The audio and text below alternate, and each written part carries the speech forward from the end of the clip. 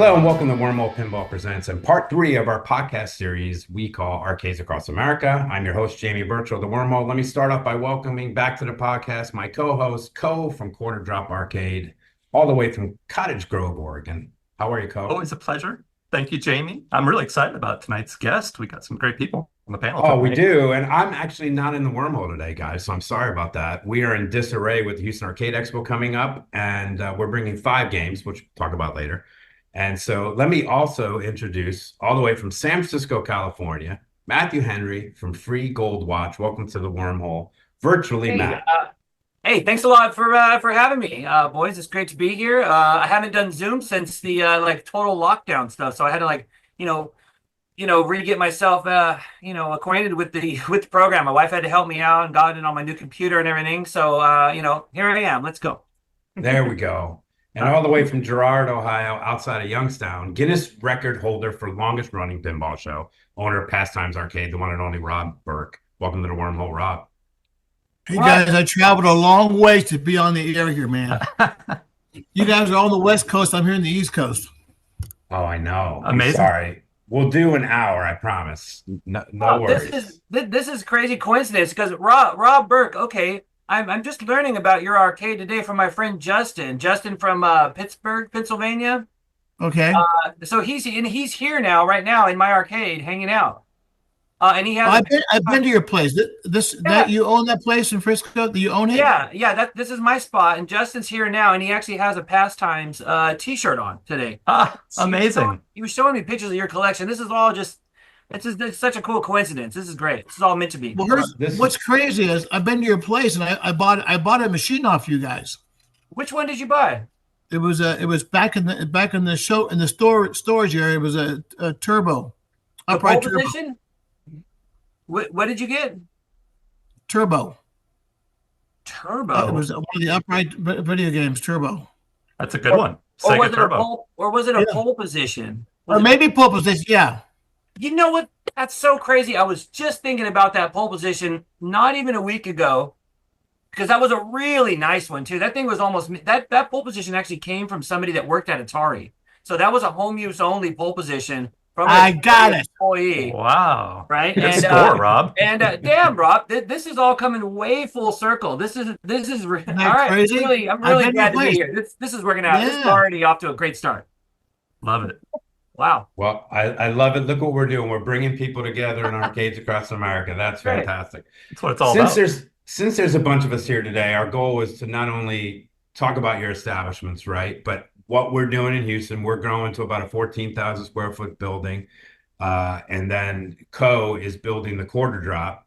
And so we're kind of using your free consulting services for you guys, if you will. Not only are we going to talk about your establishments, but we're going to pick your brain. And so we appreciate the help, although be it free. We appreciate it. All right, so hold on.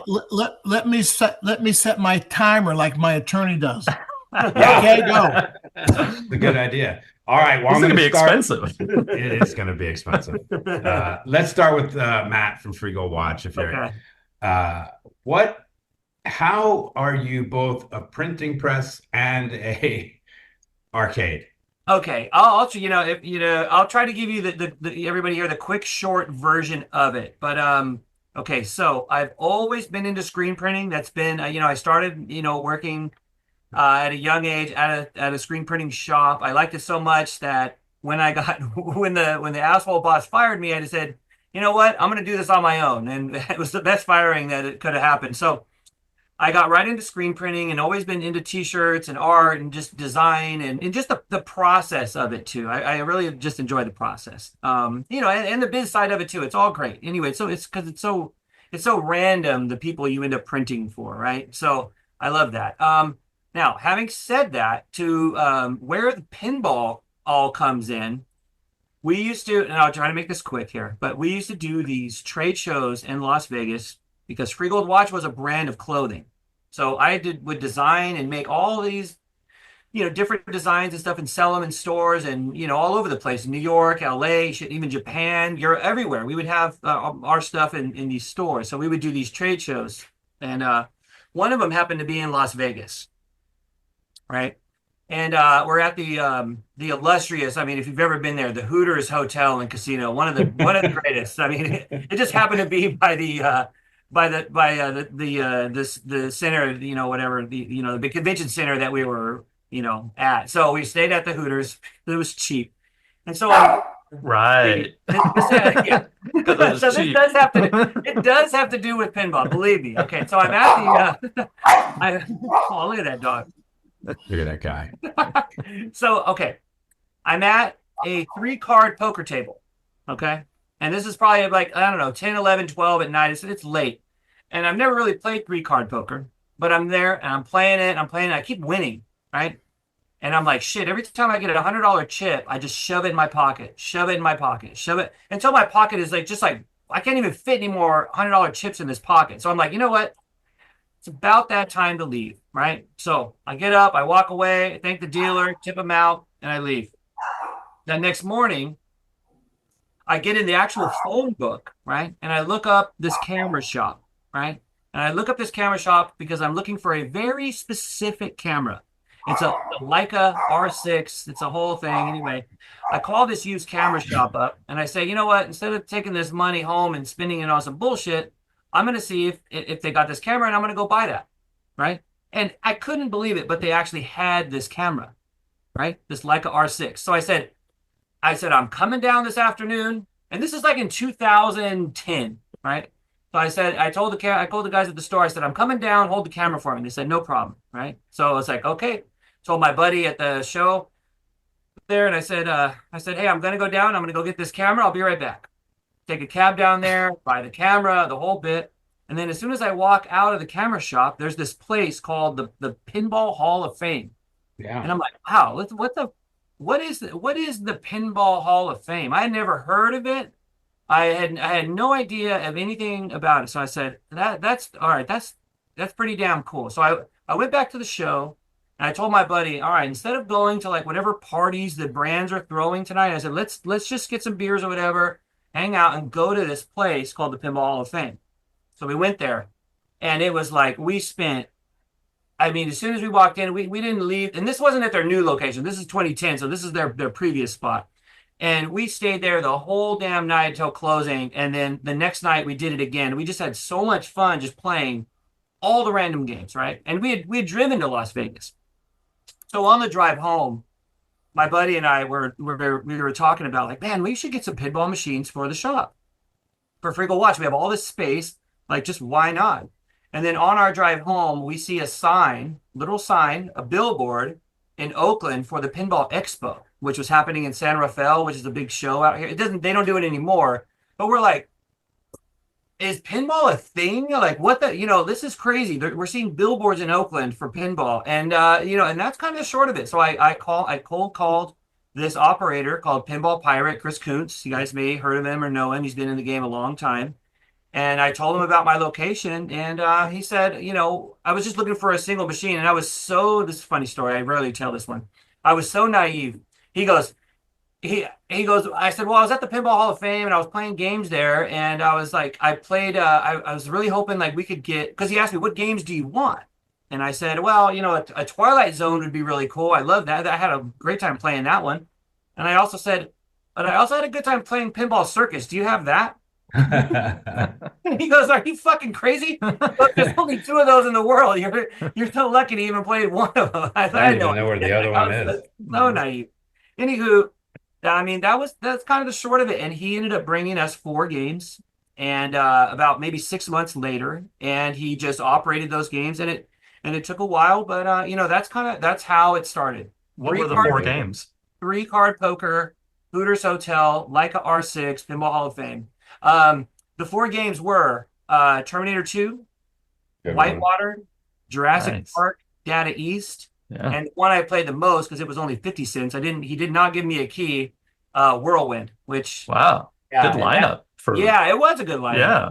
It's great. And slowly but surely, and this was way before obviously pinball maps or anything, but slowly but surely there was pinball heads that started coming around and playing. Andre Massenkoff, big player in the circuit. But just a bunch of people just started coming around playing, and word spread that there was pinball there. And from 4 led to 5, led to 6, led to 10, led to 20, 40. I think we're up to 60, and I got a bunch in my house. You know how you guys all know. Yeah. So, Yes, we do. anyways, that's the short of that.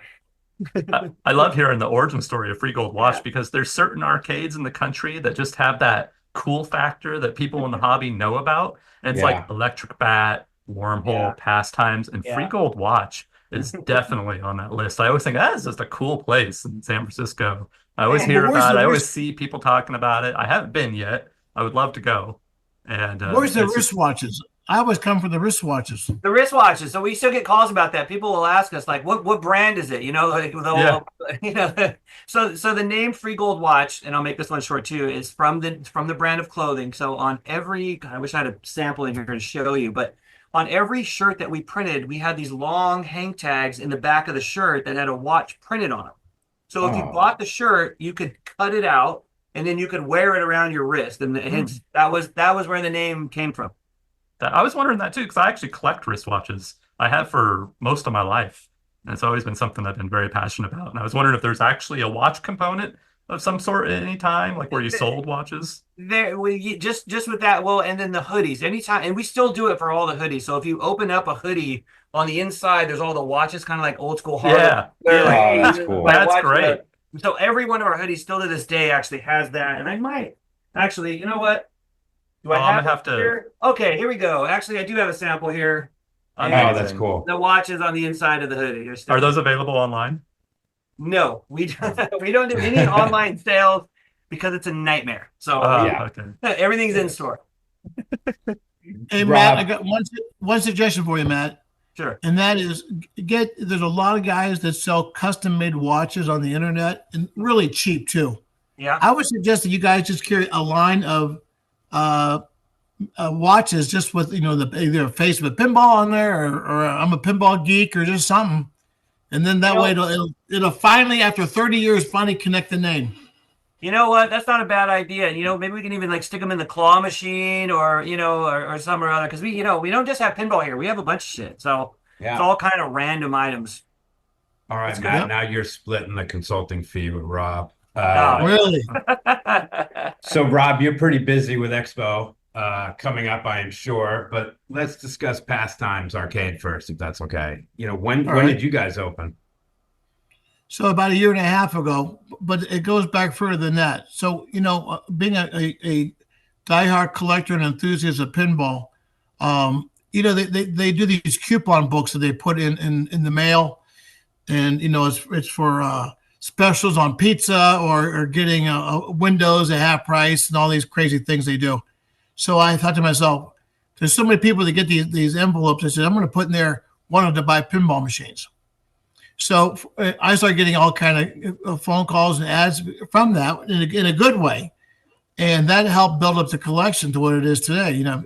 I've done it for years, and I've got hundreds of games that way just by advertising on these coupon books. And that kind of started all of it. And then I realized there was this one grocery store that I used to drive by every day, and it'd been closed for years. And I said, geez, what if I could buy that cheap enough to make it worthwhile? So it was about a 30,000 square foot grocery store. And I think, I got like $100,000 or something. The price was right. Wow. Well, little did I know the roof was an issue. Oops. So anyone that knows anything about buildings, roofs are expensive. And but anyways, we put the roof on there. I told my wife, I said, hey, it'd be kind of cool to have a place where I can put my collection, just play pinball. So I'm envisioning driving there one day and open up the door to myself, and I'll play pinball for an hour or something. She says, oh, you're so goofy. She says, if you're going to do this, make it a museum so the whole world can enjoy it. So that's how it started. And, right now we're over 600 games, and that's between pinball and video. And because of that, the selection is from all over the world, which is crazy. I mean, I've got pinball machines there from Japan. I've got the games from Spain, from Italy, titles you never hear about. Yeah. I've got like Kubert's Quest pinball, which you don't see every day. Asteroid Annie, which is kind of on the rare side. But I have a bunch of games that a lot of them I'm bringing to Expo this year. As a matter of fact, the last count, I'm bringing 150 games to Expo.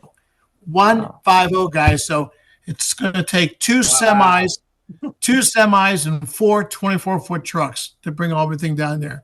But to celebrate the 40th anniversary, which is pretty crazy, even for me to even think that the show, one guy, because there's so many shows, like you mentioned about the show out there in California that kind of disbanded, but there's so many shows out there, but how many shows are still from the original founder? Mm-hmm. Even the Texas show, I think they have a new guys that are running it now. So to have the one guy do the same show for 40 years, it's what we call here in Ohio passion. So you got to have the passion, the love. It's beyond love; it's passion that would make you do that so many years in a row and still keep going. It's been an interesting ride, to say the least. Rob, you mentioned your pinball machines from all around the world. As an Italian myself, I'm curious about your Italian pinball collection. Can you share with us some of the highlights from that collection and why you enjoy those machines? Well, I met a guy through the internet. I don't know why he took a liking to me.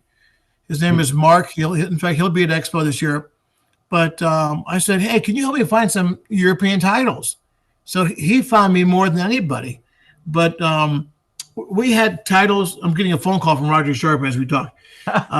Always name dropping. But we got titles. Amazing. Titles I never heard of before. No big deal. So to go back a little bit, I got an email from a guy from Spain that was coming to Expo. And I said, we're going to be coming to Spain. How far are you from Barcelona? Well, I live quite close to that. I said, why don't you come visit me? Now, I don't know anybody in Spain, any pinball guys anywhere in the world, except for a couple in Japan. So I said, hey, it'd be kind of cool to meet you. But the guy spoke English great. And he says, I want you to meet a friend of mine who's got a great collection. So we go to his place. It was kind of like an underground in the basement of a building. And the machines were lined up. And one machine after the other. I never heard of these titles. What? I can't believe what I'm seeing. This title, that title, this manufacturer. So I'm going bonkers. So it took me that trip for me to get hooked on the European and the Japanese or the Italian and Spanish title games. And to the point where it became an obsession because, you can find, sorry guys, Twilight Zone, Addams Family, you see them everywhere. But to see these goofy titles, and I'm not saying the games are the greatest playing, but to see all these titles is like, cool, this is so cool. I started buying them. But I didn't buy onesie Tuesdays. I bought containers. So there's 40 games in a container. 40 here, 40 there. So it started adding up. Then the problem is how to get these games working. Is Matt going to come from California and drive down and fix my games from Italy and Spain? No. So I hired a guy, Ron Kuhn, who used to work for Dr. Scott. He's out of Toledo, Ohio. And they closed their place down, so he was available. And he has a knack of, I don't know how he does it, man. He figures these goofy games out. They're all written in Italian or Spanish, the schematics. But he's been able to figure them out and get these games working. And to me, it's the highlight. Like we call it the international row. But it's all these oddball titles. And I can't get enough of them because each one is crazier than the next.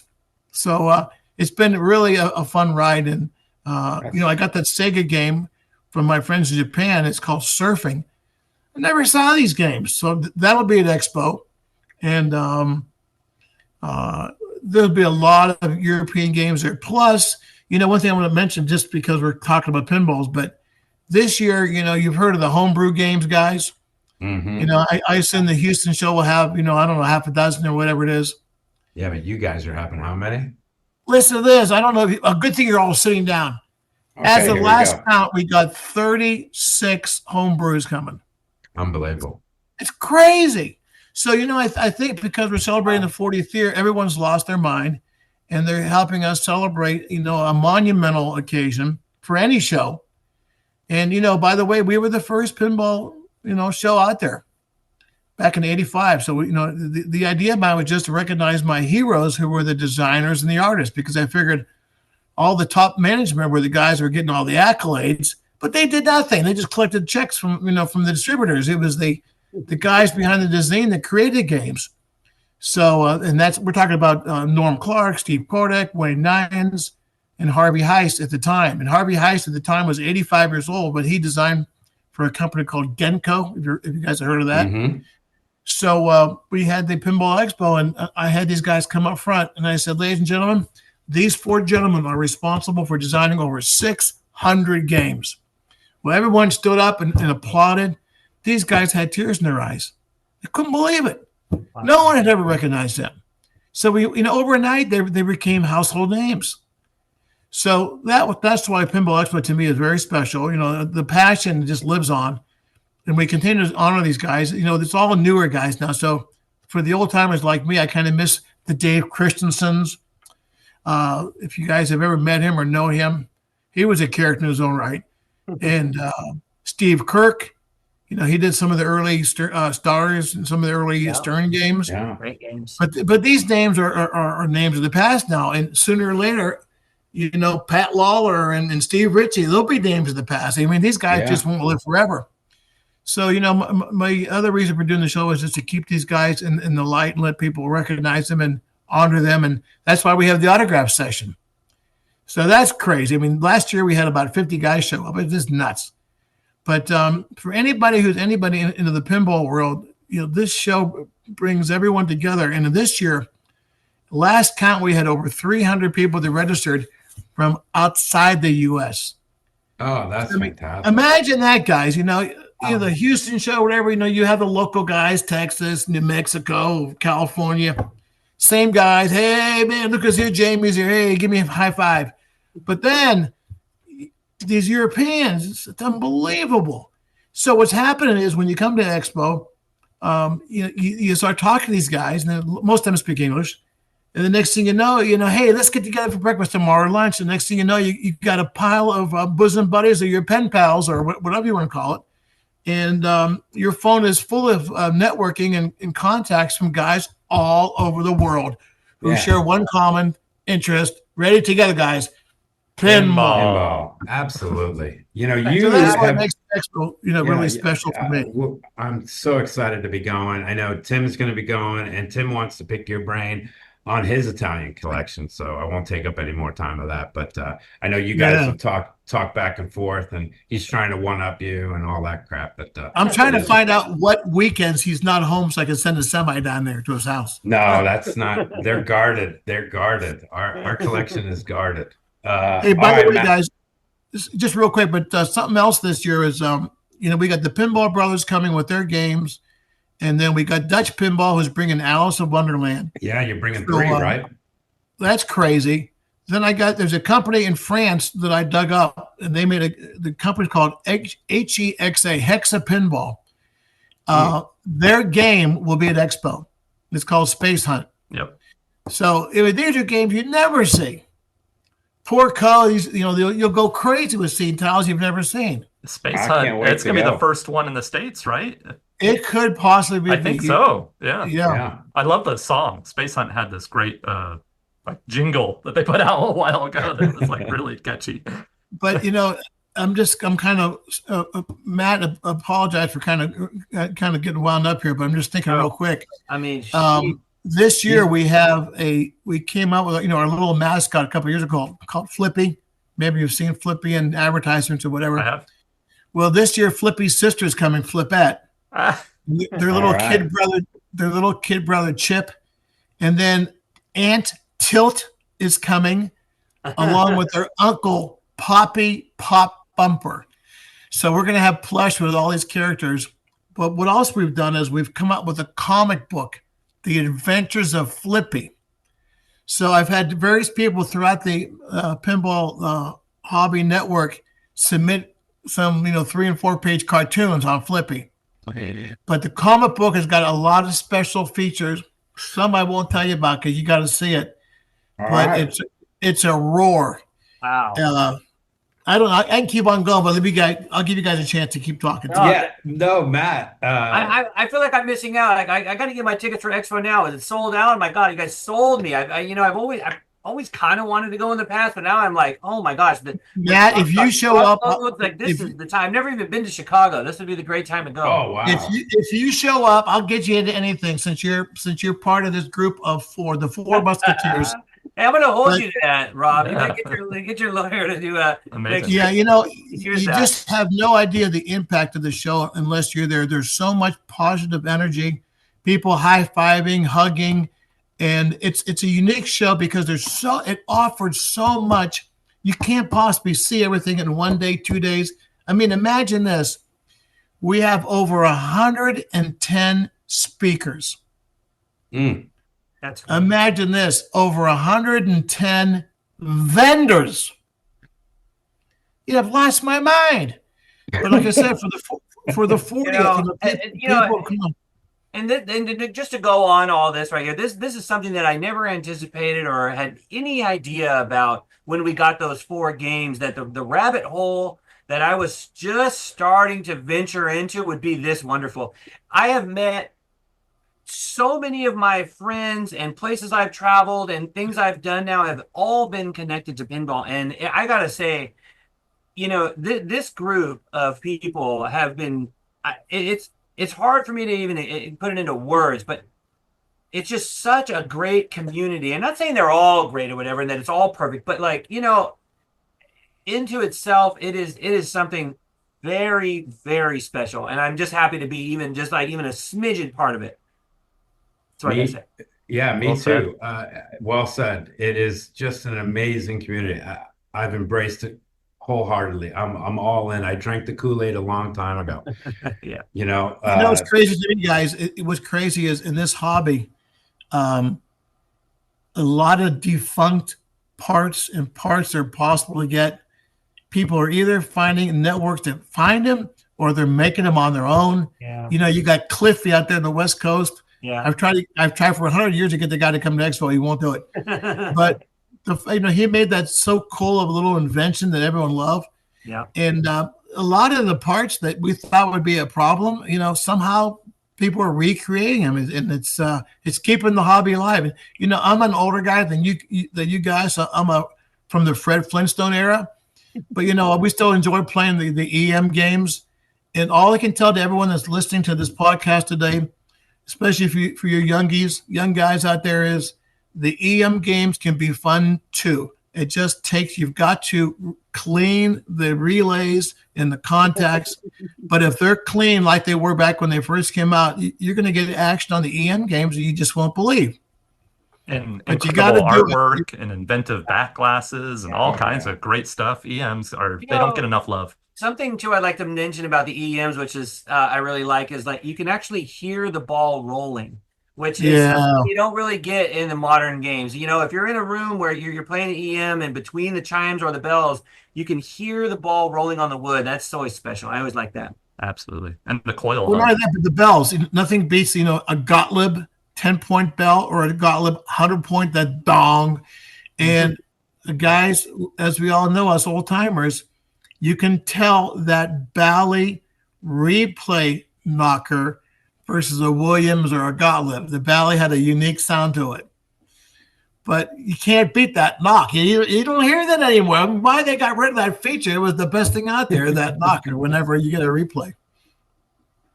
Matt, what makes the bulk of your collection? What makes up the bulk of your guys' collection? Okay, so just to give a little, a little bit about Free Gold Watch as well. Yeah, please. I had no idea. Again, back in 2010, 2011, I really didn't know how most places operate, where you just have a single operator, right? So most locations, bars, etc., they have like one company or somebody that handles all of their coin-op equipment, right?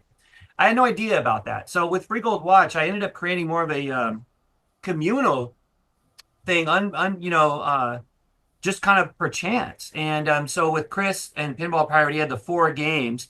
And then I ended up meeting somebody I was doing a print job for, Sean, my buddy Sean Dolcini. He was coming to just pick up he runs a piercing studio, and he was coming to pick up his shirts. And he said, "Wow, you guys are into pinball?" And I was like, "Yeah." And he goes, "Man, I just bought the new X-Men Stern 2012. It's coming. It's being shipped to me. Would you guys want to have it here?" And we're like, "Absolutely. Let's that'd be fantastic. And then I met somebody else who was like, I got a space shuttle, you know. And so what happened is I ended up having this space where I have, I think, 12 to 14 different operators now here that have, you know, either they're either earning because they want to be operators, or they don't have room in their houses to have the games anymore, so they'll put some games, you know, at Free Gold Watch, and it's become this communal thing here. So the bulk of the collection, I try to keep it really balanced. So we have a really, really solid chunk of, like, you know, Williams, you know, WPC 95 games, all the classics. And then we have a lot of the older Stern, not old, we have a few of the older Stern, like, you know, 9-ball. But then we have the older Stern, like 2001 stuff, like, you know, Simpsons Pinball Party, Sharky Shootout, you know, which I kind of have a soft spot for. Lord of the Rings, you know, a lot of the classics. And then, of course, you know, modern Sterns as well. But the thing here at Free Gold Watch is that games are constantly kind of rotating in and out based on a couple of factors. So I kind of think of myself almost as like a, you know, like a baseball GM, right? Where, like, the pins are the team or the squad here, and, you know, and I'm watching them all, and we're on coin op, so we see how the games are doing by the actual coins in the games. And, you know, a few factors like, you know, is it breaking down a lot, or are people bored of it, or, you know. So there's been some certain titles that have come in, that have been brand new, that, you know, sort of fizzle out within the first maybe few months that they're there. So they end up, you know, getting the boot, and the operators may not like that, but, you know, as the GM of the team here, you know, I got to keep it moving. So, because there's a lot of pins out there. So yeah, we try to keep a lot of random games. Like, we have, you know, Gottlieb's Rack 'em Up. You know, I love those old System 80A, System 80B Gottlieb games. We have Hoops. You just it's all over the place, you know. And I like to keep a balance. I'm not really, you know, I like a lot of the new Sterns, but when I go into a location and all they have is new Sterns, and I get it. As an operator, they're the easiest to operate. They you know, and people love them. But for me, I'm looking for, like, the weird titles and odd stuff, you know, to balance out. I'm just always looking for a good balance, and I try to have that here. So we also made a deal with the Pinball Museum in Alameda, with Michael Sheets, to we have a room dedicated with just EMs. So we have a rare Bristol Hills in there, which is the Adaball version of Snow Derby, which is a rarity. Rob, not for sale unless we can make a deal on something else. We'll have to talk later. But we got that in there. We got Joker Poker, not the EM, actually. That's actually the solid state, but it's actually leaving tomorrow. So anyway, God, I'm blanking on the other game. We have Crisscross Pop-Up, which is not technically pinball. It's like that weird kind of game. But we just try to have a really big random collection of all the eras sort of represented equally. If I could, that'd be my short answer there for the last 5 minutes. Are there any machines that, as with your experience as an operator, that you would recommend to aspiring operators that they should definitely have on the floor, whether it's arcade or redemption or pinball? Yeah, for sure. There's like the classics. I mean, if you can get your hands on, like, you know, the Williams, Indiana Jones, I mean, it's a hard game to operate, but it does it if it's working, it's very special to have. It's really good. Medieval Madness is obviously great. Attack from Mars, obviously great. Got to have it. Theater of Magic. The Theater of Magic is good. I like Theater. It's kind of up and down. That one can be a little tricky to operate. The trunk can be kind of quirky. We've had it here for a while. We just actually took it out and put it at a bar because it's a good game. We want people to. We moved it to a bar down the street just to kind of get people to go there. But Theater is a great game. Fishtails is another one that kind of would, you couldn't think would do as good as it does, but it just does. I don't know. People just, the sounds, there's a simplicity about the game that's really fun. Cyclone as well. We have Cyclone in the very front of the shop, and it's right at the door of our garage door roll up, and that's the only game we leave the attract mode on. So you can hear it shouting at people on the street. It's like, "Hey, you with the face," you know, and step right up. Like, it's like we use it as an actual barker on the street there. So that's, you know, kind of funny. But, you know, there's a handful of brand new Sterns that are, you know, Godzilla is great. You know, that's just absolutely fantastic as far as operating. People love it. I think it's a great game. But you know, I just always think just kind of watching and seeing what people play, and then as the coin starts to drop, you know, it might fall off the team, and here comes another game. You know, Do your pinball machines earn more than your arcade or like claw machines? um, it depends. Yes, so yes and no. So when a new game comes in, say Elton John, like boom, right off the bat, that game is like automatic top earner for like, you know, a solid month, 6 weeks, and then it starts to taper off. And then Medieval Madness will, you know, catch back up with it and sort of like so the new games have their peak, but they also go down rather That makes quickly. sense. Unlike but Godzilla didn't though. Godzilla is like one that is solidly just, and we have the premium, we have the pro first, then the premium, which was kind of fun because it gets people excited. Like at first, you know, to get that pro quickly, and then as soon as the premium comes out, to swap it in gets people kind of re-excited for the title. You know, there's certain titles though that are steady and hold their coin drop very well. You know, it also has to do with Stern and their code too. Like, you know, some games come out like, you know, John Wick or like 007 where you know, they come out and like people are excited for them at first, but then like the code's not all the way there and they're kind of waiting for it. So that can sometimes kind of alter how they do. And then once the code gets better, then it'll come back up again. So, you know, yeah. What about you, Rob? Same question. Any good? Are you coin drop at pastimes, or are you? Yeah, we're one price, $20, and you play till you drop. Okay. But there's one thing we've got that I don't think anyone's got. And again, I got to ask you, is everybody sitting down? I am. Ready? Matt, ready? Yeah, I'm ready. We have 15 fully working gun games. They're all Rob, EM. All Rob, EM. This is unbelievable that I can't believe I'm actually talking to you here today because, as like I said, my buddy Justin from Pittsburgh was at your location and he sent me a ton of photos. But today he showed me this photo of a gun game. It blew my mind, and you got to sell it to me. I need it, Rob. I'm going to come out to Chicago. I'm going to meet you there. I'm going to Which one? And I'm driving it back to San Francisco. And I'm going to cut you in half the coin drop. You're going to be the latest. You're going to be the newest operator of Free Gold Watch here, Rob. I don't know the title, but the gun is actually inside it's actually inside. It shoots actual BBs, and then when you're done shooting, it kicks out the little card that you shot at and shows you how you did. Unbelievable. Got it. What is that title called? Yeah, I don't know. I may sell that game to you. I'll tell you why. Because you heard it. You guys heard it. Yeah, I'll tell you why. Because what we found at our place, anyways, is people would never pull that card out, so they start getting jammed up. Oh, Okay. That makes sense. Okay, I can make a sign. So for you to be the first in line, you got to beat Expo this year, guys. If he doesn't show, he goes from first to last. Uh-oh. Oh, Wow. shit. So that's Start the deal. Booking the flight. That's the deal. I'm texting my buddy Manu. Rob, I think you have a meeting with Manu tomorrow from Actually, Ministry we had Pinball today. Theater. Earlier today we had it. Oh, okay. Early today. Okay, so anyway, I'm texting him right now if he's going to Expo, and I'm going to figure this all out. He's Oh, coming. this is fantastic. Love it. This is great. He's going to be there, but He is you gonna have be to there. come.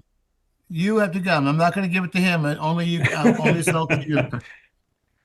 Rob, is it a coincidence that your favorite electromechanical pinball machine is Host Time and the name of your arcade is Pastime? Interesting. No connection there. But let me tell you, the first game I ever had was made by United called Babyface. Okay. So that was I think 1947 or 48, and that game was sitting in the basement of my parents' home when I was a very young guy, and I didn't know what it was. I mean, it was something, a toy. I don't know what it was, but that thing was down there for years. It never broke. It just was there constantly, and not that I played it every day, but it was a very popular piece in the basement. And when I got to be about 16, I told my dad, "Boy, these pinballs are fun. Can we get another one?" So the next one he got was a Gottlieb game that very few people hear about called Texan. And I had a friend of mine that works for me, and he said, Rob, I said, I'll bring this game back to life. He claims he spent 80 hours on it. He rebuilt every single component. But the game plays, I'm not saying as fast as Solid State, but the thumper bumpers work like it was yesterday. And that game is so much fun. People that come to my home, I got about 60 games in the basement. People that come to my home gravitate to that game in the beginning and at the end. Say, man, this game is fun, and it's an EM game. But to answer your question, I played Post Time, and I fell in love with the Post Time and Smarty, which is the Adaball Ding Dong. And when those games are in great shape, they play well, they're fun, and they grab you because they're just this close from getting a free ball or free game, and then something happens. So they're really fun. Just like my son loves the Gottlieb 2001. The one with 15 drop targets or whatever it is. So, the EM games can be a lot of fun. And some of the guys that design those games are still around. John Burris will be at Expo, and he designed some of the Gottlieb games, so he'll be there as well. But we'll see if Matt shows. If Matt doesn't show, I will post on the Expo website because of Matt Henry not coming to Expo. This will be the last year we are doing Pinball Expo. Yes. Whoa, the pressure. Matthew Henry, Henry. That's a lot of pressure. That's a decent amount of pressure, Rob. That's a lot of pressure. I'm on the phone. I'm over here texting with Manu furiously about okay, but when are you going? When's your flights? I'm trying to hop on this. I gotta, I'm always bogged down with this print shop world and all this other stuff, and I'm going to see if I can figure some things out. Manu's saying he's rooming with a buddy. He's letting me stay with him for free. I don't like that. I'm hoping that I would be able to stay with him for free. Guys, let me say one thing. If anyone like Matt gets inspired by hearing me talk, let me say this. We're all a creature of habits. All of us says, maybe next year. The wife says, can you buy this for me? Maybe later on. Maybe this, maybe that. But once you set your mind, says, you know what? This is the year I'm going to do it. Doggone it. And all I can say is if you're going to pick that 1 year, this is the year because it's the 40th. 40th, and I'm telling you, there is so much happening this year. I can't even put into words what you're going to find there. And you're teaming with the video game. Do you want to talk about that real quick? So I'm following him. Todd Friedman did a show in the Chicagoland area called Video Game Summit. And my son is a Nintendo fanatic, GameCube, for those that ever played GameCube. Yeah. And he loves this stuff so much that I figured maybe this is the time to combine the shows so that it's a mixture of everything. And, anymore, a lot of these shows, the Houston show, all these guys are bringing these retro things in. And I'm not saying we're all lovers of it, but it seems like there's a lot of people that are. And what happens is the retro guys is a younger crowd, let's face it. So the younger crowd comes and then they get introduced to pinball. The next thing you know, they want to go visit Matt down at the stopwatch. So, it's all full circle, and that's what makes all these hobbies fun. And, we're going to do something else. And, if Matt comes, I'm sure he would consider doing it. And we're going to do a cosplay one on Saturday night. So maybe Matt can dress up as Zelda or something, and you might win.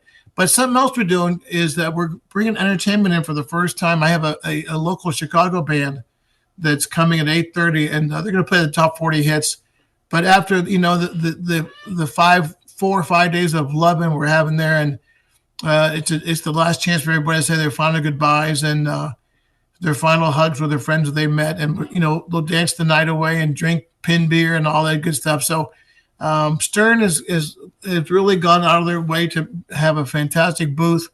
They're bringing their one booth alone, and I'm glad that you have your mouthpiece off, because when you hear this, you're going to scream. Stern alone is bringing 60 games in their booth. 6-0. Wow. You just can't comprehend it. Wow. So between them and Jersey Jack, they're bringing a load of games. And Spooky will be there, and American Pinball, and Chicago Gaming.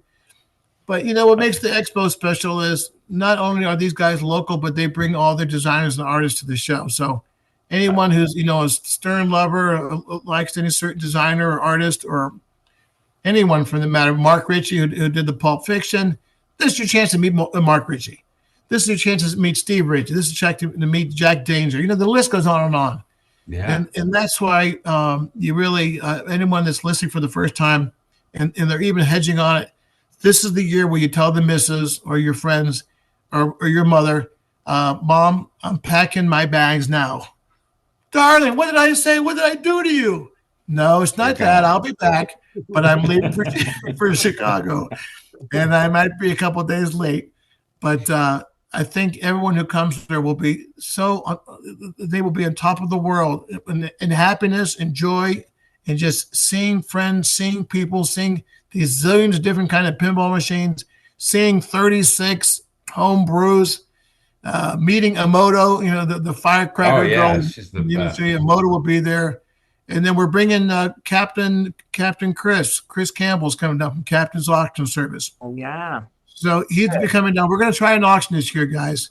And in the auction, and I'm glad Jamie is there. Jamie's the ringleader tonight, so he can tell everybody to be calm, guys, be calm. But I hooked up with a guy from Australia, and he's bringing a game made by Hankin called The Empire Strikes Back. Yes. Mm-hmm. And for those who may have heard of it or seen it, it's a game you don't see too often, but the story gets better.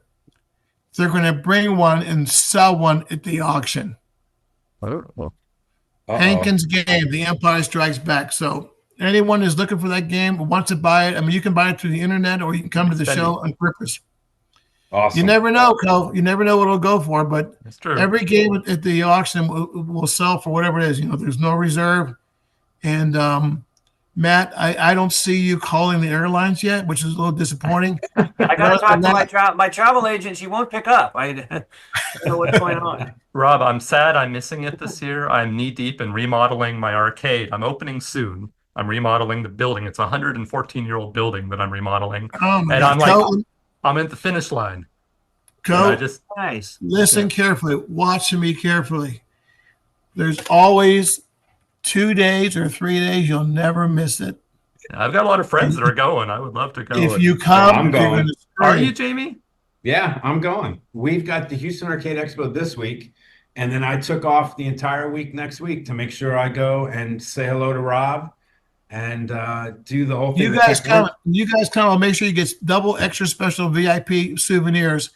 And Matt, I have in mind one price for this game. Okay, I'm not going to share it with you yet, but if Coe comes, I'll cut that price in half. Oh, no. Wow. Did I get on the sold out tours? What's that? Did I get on the sold out tours? YES. You just see me. If I know you guys are coming, I'll make sure we take care of you. Okay, That's awesome. I'll try. This is Matt, fantastic. Just make it happen, guys. I'm just telling you. What This is days the year. what days of the actual show? It's the 17th. It starts the 17th. Yeah, Tuesday and Wednesday the tours, and then Wednesday night for those that buy the full package, they get the free admission to the Interium, which is like a Dave and Buster's kind of a place.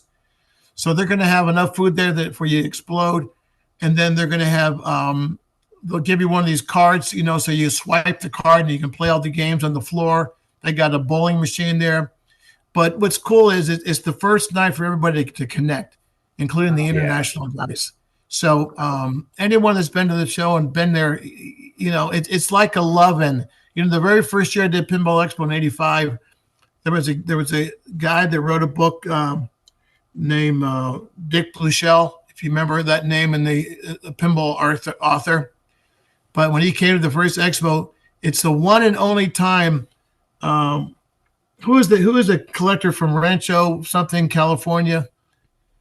Oh, the Silver Ball. Is it the Silver Yeah, Ball? what's his name? Silver Ball Ranch. What's his name? Yeah. yeah.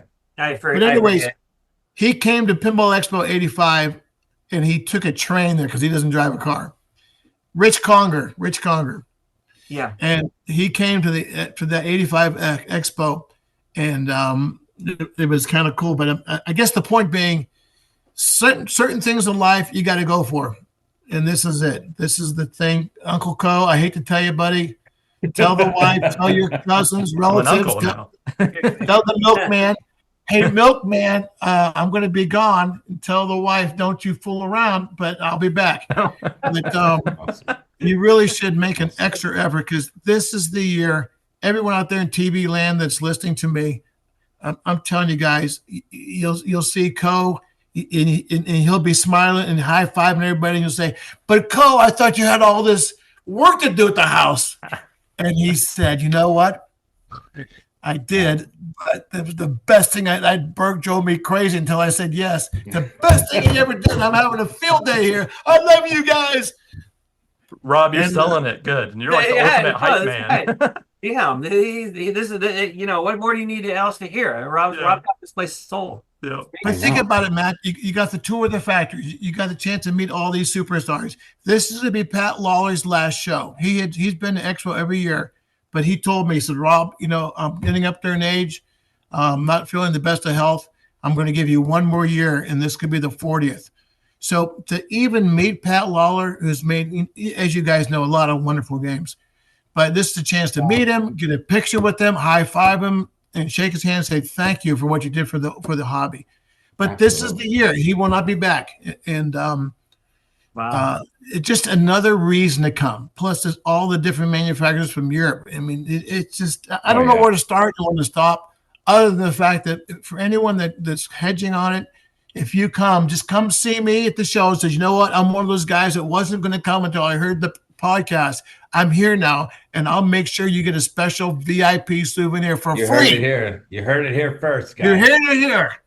All right. Last question before we get to our game show called the Hurry Up, guys. And Coe's going to play this time, but talk about the San Francisco pinball community that you've really helped build too. I mean, talk about it. I mean, how strong is that community? How's the tournament scene? All that good stuff. I've watched it grow right around us. Being at Free Gold Watch and just kind of catering and creating the space for them. So, starting with the league that we picked up the San Francisco Pinball Department in the beginning of 2012, I believe that was, and it's grown. So we have about 85 members that meet every other week. And there's like a 50 to 60 person wait list, and to get in, which is kind of a bummer, but we just don't have the space to accommodate more people. So, we're not going to do like a, once a week or split the league or anything. So, people end up filtering in. I would say, again, like the pinball community itself I've met the most, a ton of my greatest friends have been all through the pinball community here. And, we keep it really tight. Everybody looks out for each other. In all the years, I can think of very little drama that's happened with folks. It's everybody's welcome. It's just a really good, it's so random too. I mean, and one of the things I always like to, people ask me like, what is league really like and stuff. And, one thing I noticed that makes league special or the community special is that, when you have these, 60, 70 people, in any random league night, very rarely do people ever ask, "What do you do?" Like people don't really ask about people's work. It's kind of it's this interesting place to get away from work. And I didn't notice that people don't ask that for a very long time. And then it struck me that it's just something people just don't even bring up. It's a place to go and kind of escape and just, dive head first into pinball and into the fun competition of it, whether you're very serious about it or whether you're just like looking for something random to do on a Wednesday.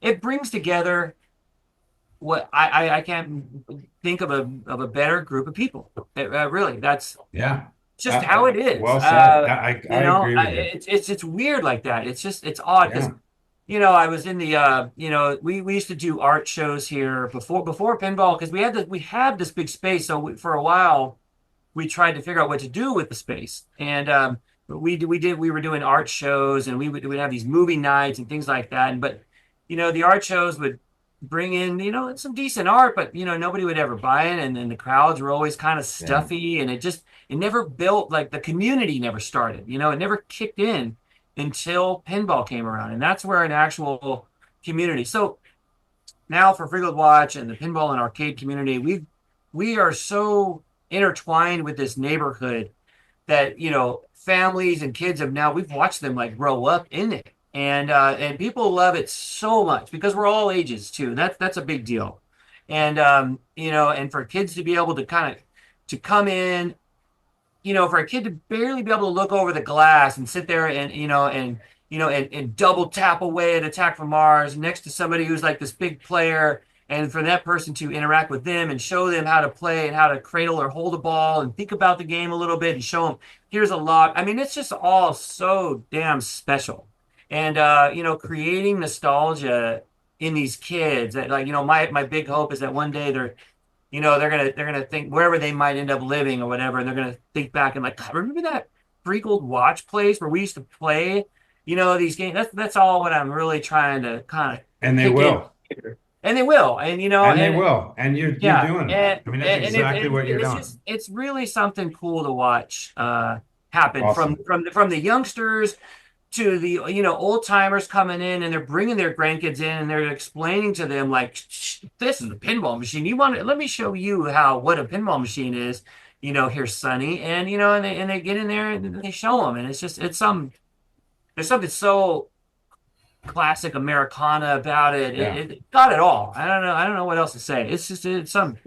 It's beautiful. I think you perfectly just encapsulated why I'm opening an arcade. And I love it. Yeah. Exactly. Rob, do you guys have league? Do you have a pinball league over in Ohio? Oh yeah, we do. We have leagues, and you know, it's starting to grow more and more. We also have like a party room so people can have their special events or birthdays or anniversaries and so forth. So, you know, one thing I was going to tell you guys, just Matt made me think about something, but something new we're doing this year also on the show floor is the guy from Colorado, Mark Gibson, if you guys know that name.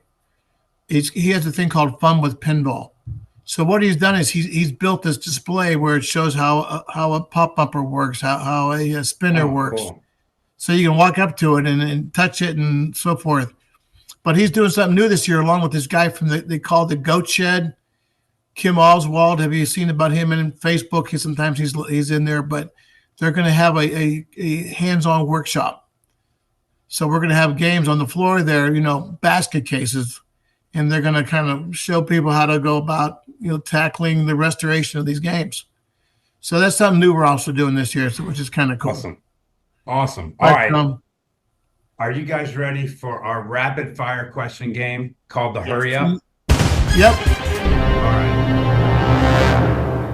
Free Gold Watch. What is the most played or highest earning machine currently at Free Gold Watch? Right now it's actually John Wick. John Wick is holding it down. All right, Rob Berk, in 30 seconds or less, or a minute, please elaborate on your extensive firecracker collection. I love it. Well, there's an expression those firecracker guys use. Once you smell the smoke, you're never again free. Wow. So, you know, growing up in Ohio where fireworks were illegal, free games, by the way, were illegal. You know, there are certain things that you did as a kid. So back then it was playing marbles, collecting baseball or football cards, playing war with dirt bombs, which was basically clumps of dirt you throw, and then when it landed on the ground, it exploded in pieces. And then occasionally you would get people that would have fireworks they'd bring back from the Carolinas where they were illegal. Yeah. So then we live not too far from Canada. So, you know, Canada's a big fishing area. So my dad would take us fishing. And as a young kid, I didn't care either way. But what was interesting is we would stop to Niagara Falls, and there on the sign was fireworks. So, you know, any guy likes noise, bang. I mean, guns, whatever. Explosions, you know, you can't get a lot of the explosions. That was cool, man. Wasn't that cool? And so I got introduced to firecrackers in a bad way because I got hooked on them. But what I got hooked on even worse was the labels on them. So in Canada, every year we go to Canada fishing, I couldn't wait to stop in the firecracker shop, and get some packs of firecrackers. So Jamie, the fact that you even knew about me, you get an extra bonus souvenir. So you come see me at the expo, and we'll get you one free shirt for that, because that's only a very special person would know that. But as crazy as my collection is with the pinball machines, I'm one of the biggest collectors of firecracker packs Wow. in the hobby. Oh, And a lot of that's my so cool. premier packs of firecrackers came out of California, because they were legal up to the, I don't know, mid 40s or whatever. Now California, I mean, you don't dare sneeze, it'll put you in jail. But Yeah. a lot of the early firecracker packs I have, and these firecracker packs go for sometimes $300, $400, $500 for a single pack of firecrackers. Wow. Just to give you an idea, it's a crazy hobby, but Well, that's awesome. one thing. I had to pick your brain on the fire. I love. How did you even know about that? You know, I'm just a very good interviewer, Rob Berk. You're That's the just what I greatest. do. All right, You're Coe. every woman's dream, every man's nightmare is what you are. Thank you. Somebody Coe, would clip you? that.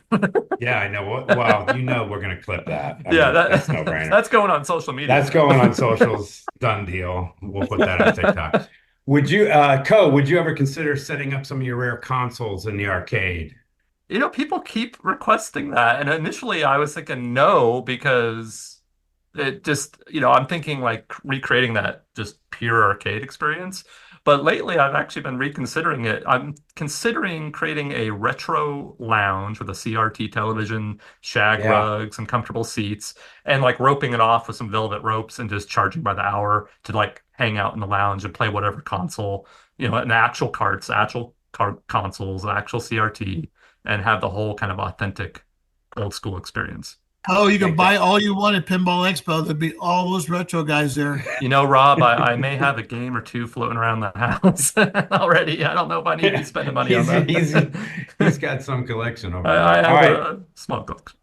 Matt, give me your Holy Grail pinball title to own.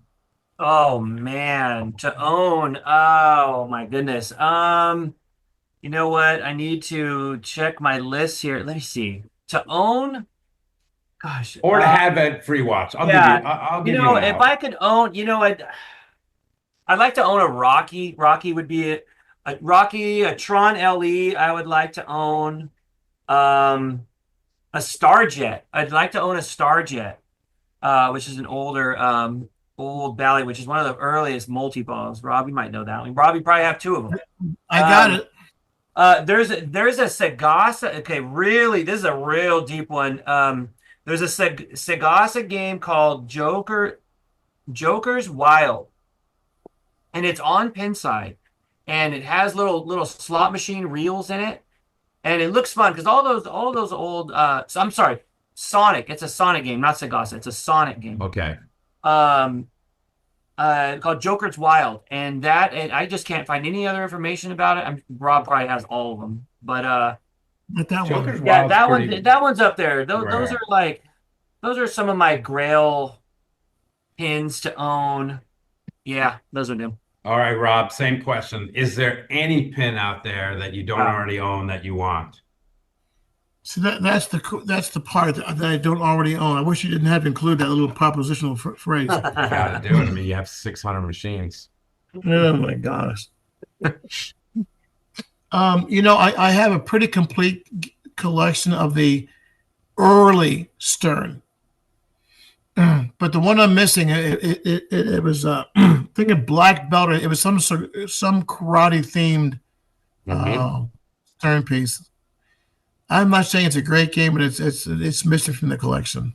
You would have to come to Wormhole and play that one. I was just gonna say, because we have that one. But Wow. What's the name of that game?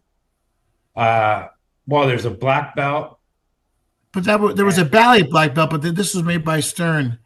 It was the Dragon Fist. There you go. Dragon Fist. We don't have a Dragon Fist. Lynn's Arcade in Seaside has themselves a Dragon Fist. Do they? Yeah, they do. That's actually a game. fun. Actually, like you said, it's not a fun game. It actually is kind of a fun game. That game has a spinner counter on it. There's actually a display in the back box that counts your spins. They need to bring that. I'll trade that for the gun game. Wow. Well, that's Lynn's Arcade, so you're gonna have to get involved with. Now I can start working different parties together. Yeah, I can hook you up with Lynn's. I love those dudes. We just had them on the show. We just had them on Arcades Across Carrie, America. Part Michael, two. Uncle Philly, Oh, big shout out. Those guys are unbelievable, man. Carrie for mayor of Seaside. My vote. Oh, he's a great dude. We enjoyed that. That's Shameful Plug, #1, Arcades Across America, Part 2. Lynn's Arcade. All right, Coe, give me a pin you wish you had in your collection. Well, my collections aren't quite as robust as everyone here. So there's still a lot of machines on my wish list. I'm a massive Elvira fan. I would love to have either of the 3 Elvira machines, but I think Scared Stiff would be the one that I would probably want the most. Okay. Coe, I've discussed my love for the pinball arcade game called Popeye to you. I've discussed this with you. When I come visit, will you have a Popeye? Jamie, knowing your love for Popeye, the arcade game, I am motivated to try and find one. But, it's not like going to Walmart. No, I know. Plucking it off the shelf. But I'll tell you what, if I see a Popeye locally, I'll snag it. Or would you just take me there? Or we'll just go to their house. Because Matt and Rob, question for you. Thumbs up or thumbs down for Popeye? Why do I love this game so much? I'll give you double thumbs up for Popeye. And you know what? Not only is the game actually really, really fun, the art pack, there's no game, in my opinion, that has a more complete art package from when you look at the sides of the cabinet on both sides because it creates the ship. And then if you look at it from the front, it's like looking at the ship. And then, it like the whole thing creates one big ship. I'm not sure if people really realize that. I mean, it's unbelievable it's just great. And it's Popeye. I mean, come on. I mean, I love the lightning flippers. I like the little elevator, the maze. I don't know why a game gets such a bad rap. I don't know. Maybe because they called it like Popeye Saves the Earth or whatever it is. But you're talking about the pinball machine. I was just going to say, are we talking about the arcade game? I'm talking about the arcade game. Oh, that game's awful. No! I'm talking pinball. I'm talking about the arcade game. Where everyone's like, no. Thumbs down. All right, Rob. Arcade pinball. I mean, no, excuse me, Popeye the arcade game. Yes or no? I've never really played the game. I have several of the Nintendo games, but that's Nintendo, isn't it? It is. Yeah. It is. I actually think it's underrated, to be fair. Hey, I will say agree with you, Jamie. Which one of you guys is the biggest arcade nerd here of all you guys? I'm not. Me and Coe, I think, are little bit tied for because I just picked up a game. It'll be delivered next week. Hold on, because I want to give you the correct title here. Hold on one second. All right, and then that was it for the hurry up. So sorry about that. See, the hurry up doesn't go as hurry as I want it to go. I know. Yeah. Well, especially when you're way off subject, I'm like in a complete other world. It's okay. I have my own theme music for it now, and all these great things, and it's not a very good game show host, man. Maybe I have a stream deck here. I can just start pushing buttons to hurry people along. All right, guys, you ready? It's fine. Yeah. Coe, you ready? Ready. A Williams game called Inferno. Arcade game.